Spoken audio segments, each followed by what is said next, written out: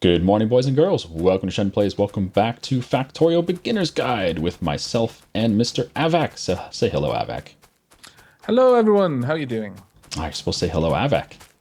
I was supposed to, and that's why I didn't. All right, so we today are going to be doing oil, and this is the first step towards getting blue science. Blue science is the next type of science. After red and green comes blue.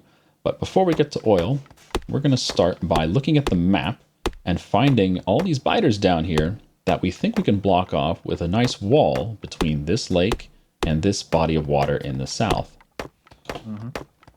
Any place you find a natural choke point, Any place you find a natural choke point is an obvious place to put down a wall. It means you use less materials, and it's easier for you to defend with a fewer amount of turrets. Yeah. I think right here's fine. Yeah, I think he is perfectly fine. There we go. There we go. All right. I'll put a couple turrets here. There you go. There. And a box. Do you have a box? There you go. Now we're going to need to bring down plenty of power for this. Mm-hmm. I will go ahead. I'm going to have to head back because I'm going to need some steel for big electric poles so I can bring it down here I've got the big poles. Loads. Oh, I'll just run the big poles up. No problem. Okay. Now, we have done a fair bit of work off camera. Nothing that you haven't seen before. We've expanded out our rail network, or rather, we've created a second line. It's not connected in any way to the first. That is just delivering some stone to the base, and we've also hooked up some more copper, as you can see. Things are just moving along and progressing here and there. Ironton has been the focus of quite a lot of biter aggression. The attacks are getting very, very large at this point, kind of to the point where we're having to go back there fairly frequently to make sure it's got plenty of ammo because it is chewing through its ammo supply a little bit faster than I would like, honestly. So once we get our oil industry up and running, I think we're probably going to be looking to get to lasers as soon as we possibly can. With the purpose of not having to restock them with ammo because lasers only require electricity to fire. Yep, exactly. So, can you help me build a wall, Mr. Aavak? Yep, I'm just grabbing a bit of extra steel. Have you hooked up those guns now? I have. Fantastic. Okay, I'm just heading down there now. Obviously, just going to cross this train track, and I zoomed the camera out as far as I could so I could make sure I wasn't about to be smacked in the face by a train. We'll go over and we'll check out...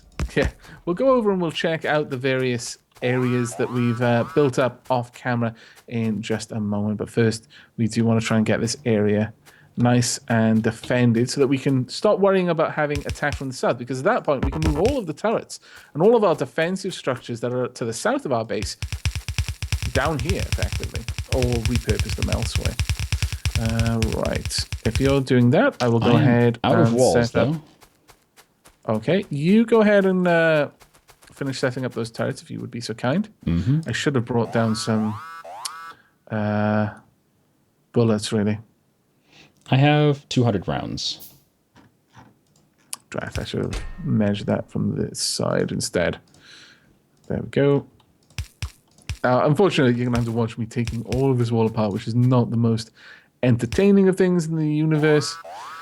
However, I can make a steel axe. Now, those watching on my screen will have noticed that I couldn't make one earlier, so I went ahead and made a regular axe. But a steel axe is going to make this job significantly faster. Hooray! Thank you very much, Shen. Taking down walls is one of the longest things in the game. Yeah. I'm not even sure why. It just is. I guess so you don't accidentally remove your own defenses. Yeah. Run out of walls. I've got walls. We're good. Okay, good. Out of the way. You go ahead and build that. Move your fat ass. There you go. Oh, so mean. I'll go ahead and build a gate down here for us. Do you have some more turrets? No, but I should be able to build some more. Okay. I can build 3 more, which is not that long. Much. On the map, this is a pretty good choke point. You can see this blue line is our wall, and all these little blue objects are our turrets. Anything blue is considered your structures. So you can see the electric poles are blue, the turrets are blue, and the walls are blue on the map. Makes it easy to recognize your defensive structures. And yeah, this choke point is going to be great for stopping the attacks that keep coming in the south. And we may consider putting in more of these little choke points, choke point walls all over the place. Not everywhere, Yeah. but the places that it makes sense. Okay, I'm just heading back to base to pick up some iron at the moment. So we'll finish this off camera, and I think we'll come back. Oh, right, we need to start researching oil. That's the whole point of this episode is oil. So the first step, indeed. First step is called oil processing. We've already done the predecessor, which is steel processing. It's a very easy thing to get into. Once we've done oil processing, it unlocks the pump jack, which is what you put on the oil patch on the ground. It unlocks the refinery, which is where you bring the crude oil.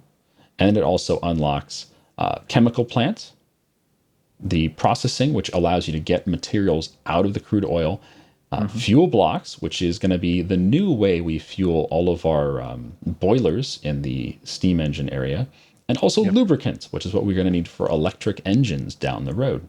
All right, let's get researching. Okay, perfect. All right, we'll see you guys in a bit. Indeed. And welcome back. We have finished the construction of a very simple little wall around here with a couple of turrets here and there armed with armor-piercing ammo. However, before we really get to too much else, Shen and I are going to be going off to try and break down some bases because we're actually starting to get hit by some evolved biters at this point. But before we leave, Shen, do you want to pick the next research? Yes, so we have finished oil processing, and up next we could do fluid handling, advanced oil processing, sulfur processing, plastics, or flammables. And these, most of them are dependent specifically on blue science. Like advanced oil processing requires 75 blue beakers, which we can't produce yet because they require some oil. So before we hop into that, why don't we get a little bit of fluid handling. Fluid handling is where you store liquids. You can store water, oil, heavy oil, light oil, petroleum gas. Any type of liquid will be stored in fluid handling. This is absolutely necessary for doing oil. After that, there's going to be, well, we really don't need any of the other things right away, but we can research sulfur processing without blue science. We can research plastics without blue science. There's a few things we can do without blue science, but some of them we're going to need blue science for, like the advanced oil processing. But that is going to be after we kill some biters. So you want to kill some biters? Indeed. All So right. before First? we head out, I just recall that we haven't touched on one of the most recent parts of the automation that we've set up in the factory.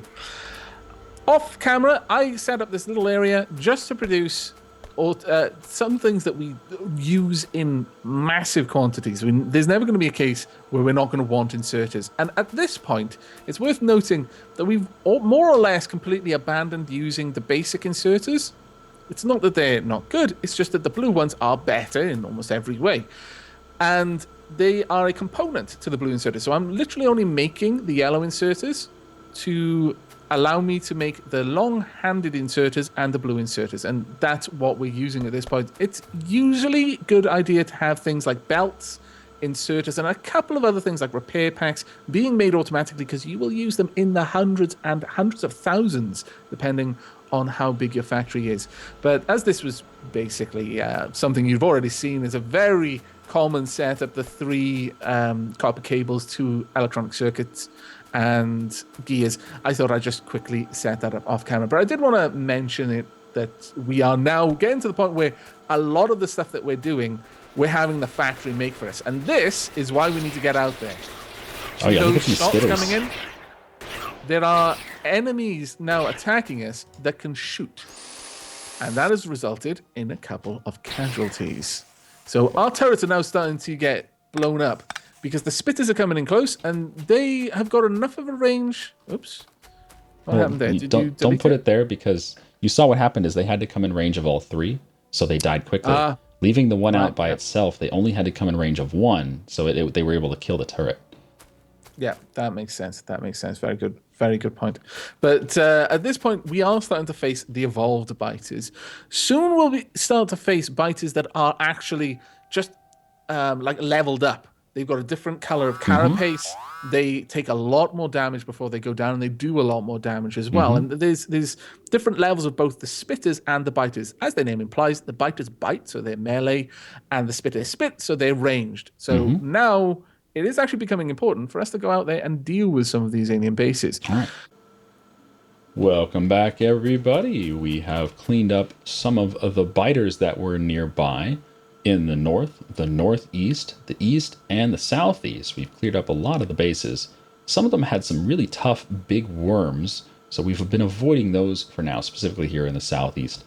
We will head out for those later on, probably once we have some better military technology, better weapons, better armor, that sort of thing. But for now, Absolutely. I think it's time for oil. And for oil, we're going to need a lot of these wonderful green electronics. And this is time we get to talk about something new. Now, we researched these a while ago. They're called smart inserters. And if we click on them, it has a filter. And you can put up to 5 different items in here that they will pick up from wherever they're pulling from and put into this chest here. In this case, we only want these green circuits. Since we're not really using all of the circuits being produced, we want to start storing them in a chest that we can pick up in case we need circuits for anything. So if we click on one of these filter boxes, we can pick green circuits. And look at this. It says, okay, hey, I found green circuits and I'm going to put them in a box. And that's all this smart insert does. It is smart that it'll find the things you want and it'll leave everything else alone. They're great. They are capable of a little bit more as well. If we go ahead, do we have the logistics networks and we haven't gone into them. Wires and things like that? Unfortunately. Right, well, I'll just quickly make a note that we will be coming back to discuss this. You'll notice there's a circuit network and a logistics network. We'll cover them later on, but know that you can do a lot more with Smart Inserter. It's not just a filter, because a filter isn't particularly smart. This can actually be used to make logical what's the word I'm looking for here? It's filtering on logic. So, for example, is there X amount or less of this thing in the chest? Then I'll work.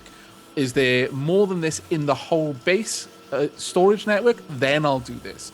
So you can actually set them up to do quite complicated stuff that is really, really useful later on with a very large factory. Yep. But we'll cover that when we've got the research ready to do that. So for now, we're going to head down to one of our richest oil patches, which is here in the south of the base. There are 7 oil patches here. I'm going to go ahead and plunk down 7 pump jacks on top of them. And these... Aha! Aavak, you're going to beat me to the punch. These take a long time to build in your pocket, 20 seconds each. So they're also really big. They're also very large. Yeah, is it a 2x2 or a 4x3x3 square? It's a pretty big square. I think it's a 3x3, yeah. And this is just like water. We're going to be handling all of this crude oil with pipes. And there are 2 types of pipes. I know we've covered this before, but there's 2 types of pipes. These straight pipes, and there's also underground pipes.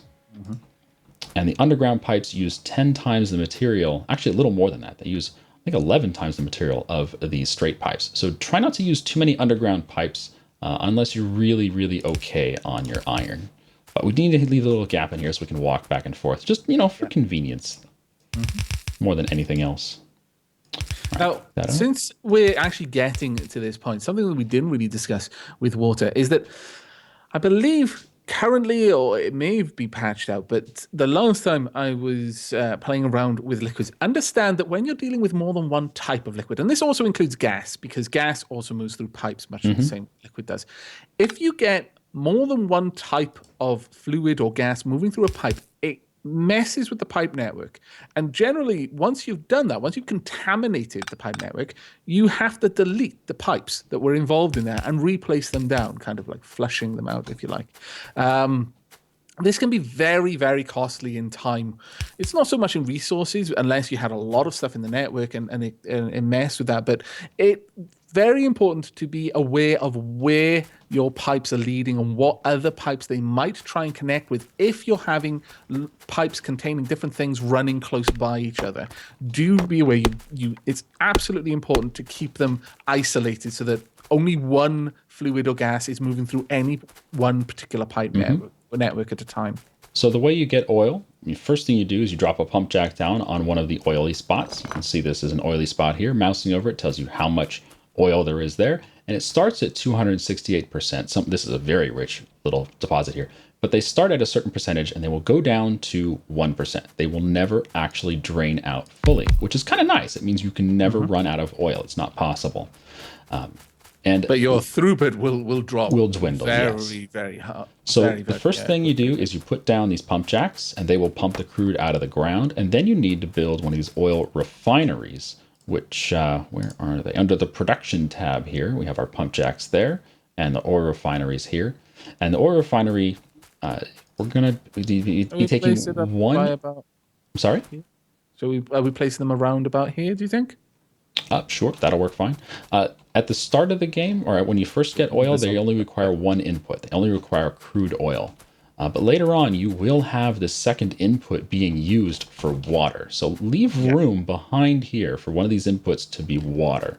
Yeah. Now, and again, make sure you don't cross the pipes because it becomes very easy to do this. This is where you're going to start running the situations of pipes being difficult to manage at the start, but you'll get used to it. You just have to sort of pay attention to what is in the pipe. And again, if you're looking at a pipe and you can't see what fluid is in it, hit your Alt key. If all you see is the pipe itself, you can't see what's in it, hit your Alt key and it'll show you this has black, which is crude oil.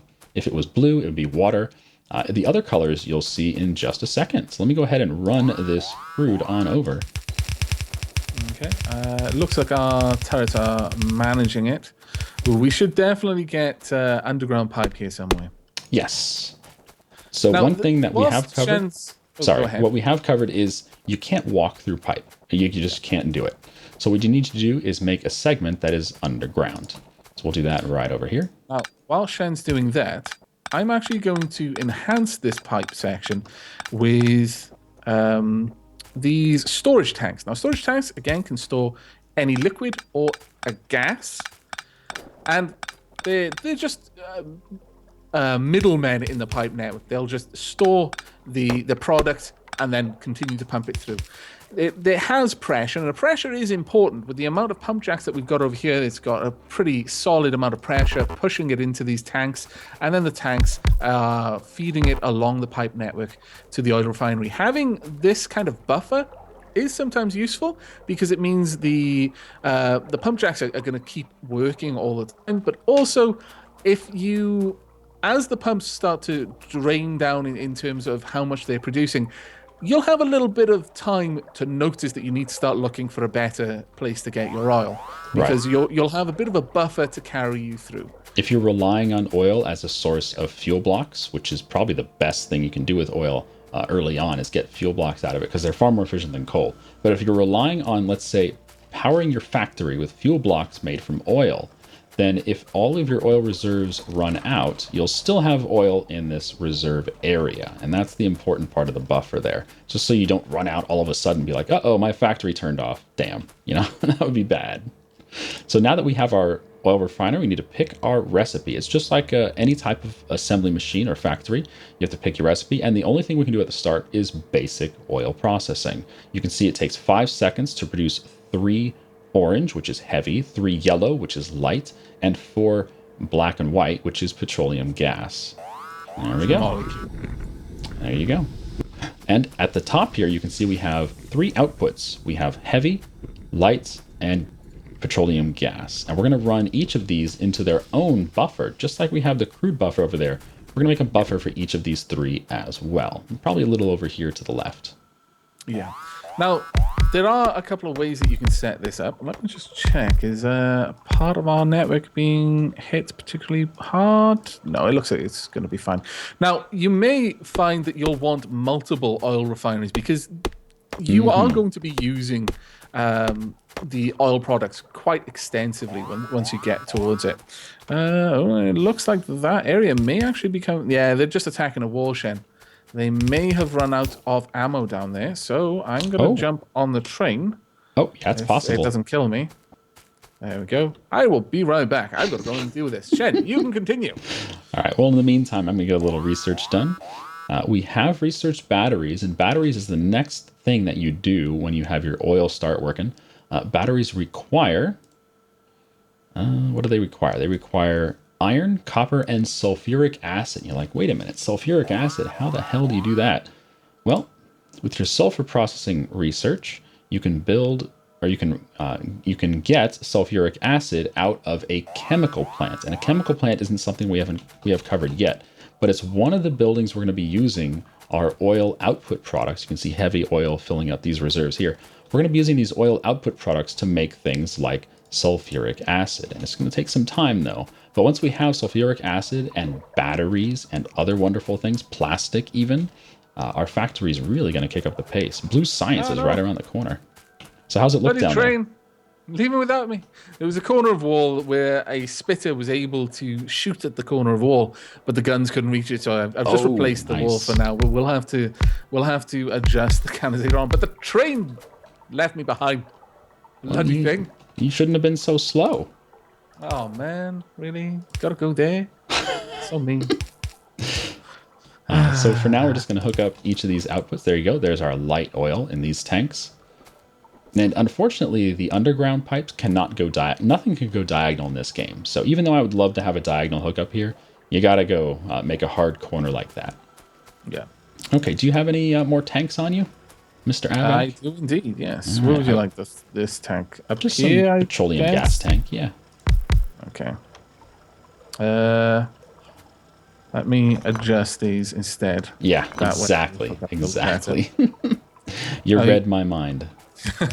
Now, obviously, we've got a lot of things very close together, and this isn't actually that much of a buffer. Generally, if you're setting up your oil and you kind of already appreciate that you're going to be using quite a lot later on, there are different ways that you can get the pipes kind of crossing each other that isn't going to result in them connecting and thus you wasting the product that's currently in the pipes. But we'll cover that at a later time when we're actually increasing the production that we've got going. But you can see here we have a pipe going across a pipe. One of them's underground, one of them's above ground. They're not touching at all, and that means that the fluid inside is not going to be broken or interfered with at all. And that's something Aavak touched on. You have to be careful with. You don't want them to touch while they have different products in them, or you could ruin all of your fuel lines. Now, one thing to say here is that any regular pipe, no matter what is in it, if it's placed next to another one, they'll connect. However, that is not true of underground pipes. They can be right next to them. If I put this regular pipe there, it doesn't connect. It can only connect to an underground pipe from the direction the pipe is facing. So that's one of the ways that you can deal with it.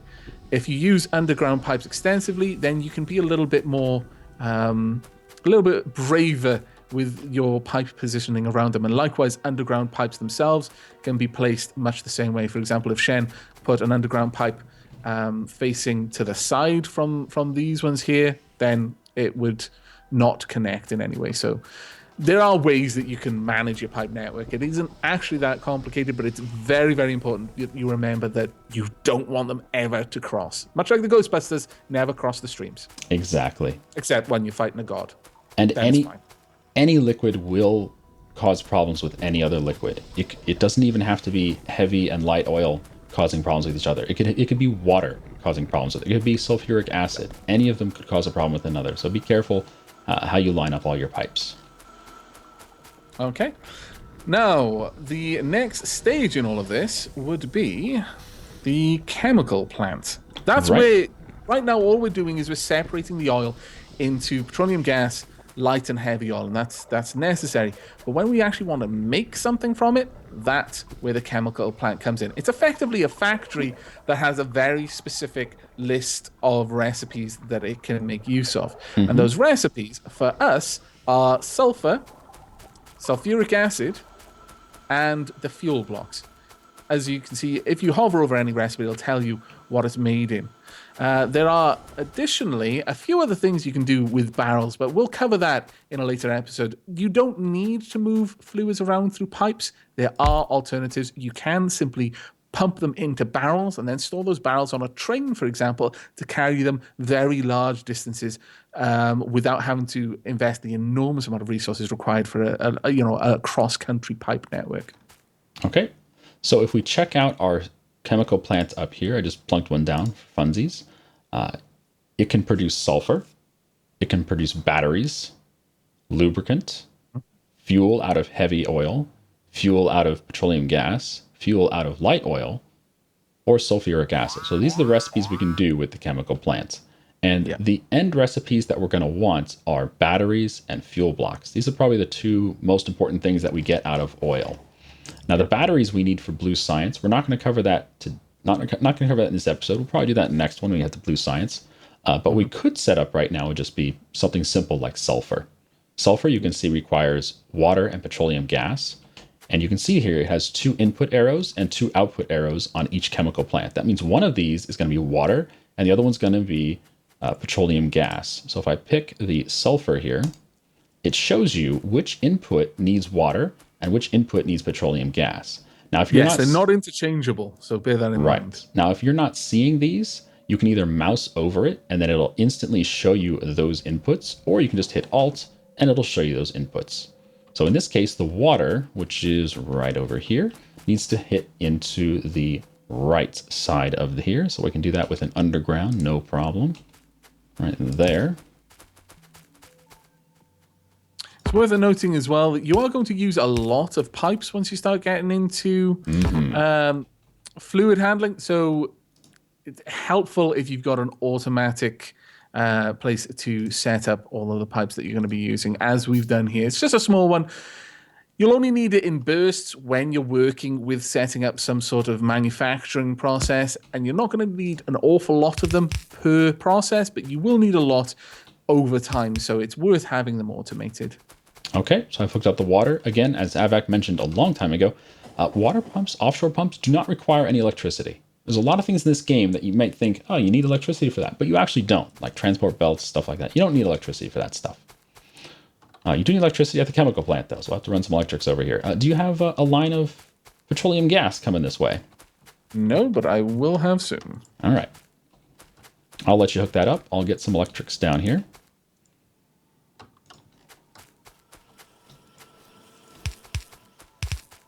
Now, at this point, I am actually using underground pipes instead of overground pipes, simply because I find it more convenient. It doesn't clutter up the landscape nearly as much. And there's plenty of things that I need to cross anyway, so it should be fine.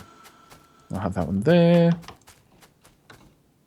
Now, this is the thing. If I could be very cheeky and place this there and then hook this up around this side of the pipe, and that's fine. And it works. It's not interacting. But be very careful about how you say it. Again, I'm stressing this because it has happened to me so many times that I've just been setting something up and clicked something and almost realized before the click had gone through, but too late, and I've contaminated the whole pipe's worth of fluid or gas, and it's quite frustrating. Okay. So hopefully I shall save you from that. So you can see the output here stores 50 sulfur inside the chemical plant. That's not bad. That is not bad. All right, but the next thing we need is sulfuric acid, and I think we can save this for later. It's going to require us to run a belt of iron plates down here, and then we can hook it up with the sulfur and the water to produce sulfuric acid, which we then need for batteries. Yeah, it's multiple step process, and this is where your factory gets very interesting because it's not just dealing with belts anymore. Now you have to manage the pipes that run to these chemical plants as well. Yeah. But as Shenryyr said there, we will keep that for another episode. We've got the basic infrastructure in place now. We are bringing in crude oil. We are refining it into its 3 constituent parts. We are even processing some of that into sulfur. What we'll likely do in the next episode is, as Shenryyr said, we'll work on sulfuric acid. We will be aiming to get to batteries so that we can start making lasers and I other didn't things. mention that. I was talking blue science, but he's absolutely right. Yeah. Lasers are right around the corner. That's what I'm thinking of. I'm thinking of war. Jen is thinking of the pursuit of knowledge, a noble goal. I'm just thinking of killing the idiots. I am a scallywag, a scoundrel, some might say. But that is going to be it for us. So, as always, we hope you've enjoyed and that it's been informative and helped, perhaps, in at least showing you how some of the more complicated areas really aren't that complex when you get down to it. As always, we've said this is not the best way of doing it, but it is a way, and we hope that it is helping to ease your first steps into Factorio. But until next time, do take care. Have a good day.